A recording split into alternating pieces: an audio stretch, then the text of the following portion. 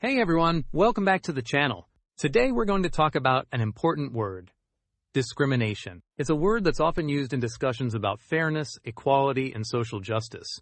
By the end of this video, you'll understand exactly what discrimination means and how it affects society. Let's get started. So what does discrimination mean?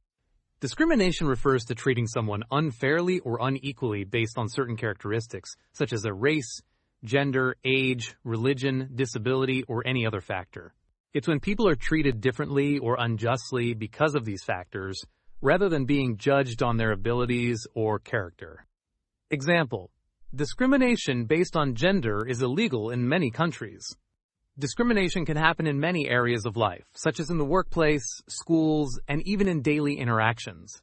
It's a serious issue because it affects people's rights and opportunities. Let's take a look at a few more examples to see how discrimination is used. She faced discrimination at work because of her race. The law was created to prevent discrimination in hiring practices.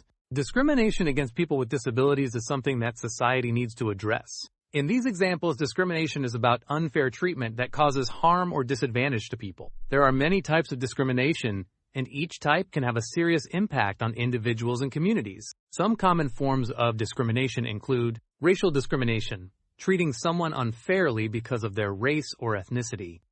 Gender discrimination, unfair treatment based on someone's gender or sex. Age discrimination, treating someone differently because of their age. Disability discrimination, discriminating against someone because of their physical or mental disabilities. Example: age discrimination can make it difficult for older workers to find new jobs. Quick recap.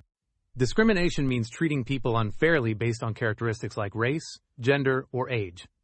It can happen in many areas of life, including work, education, and social interactions.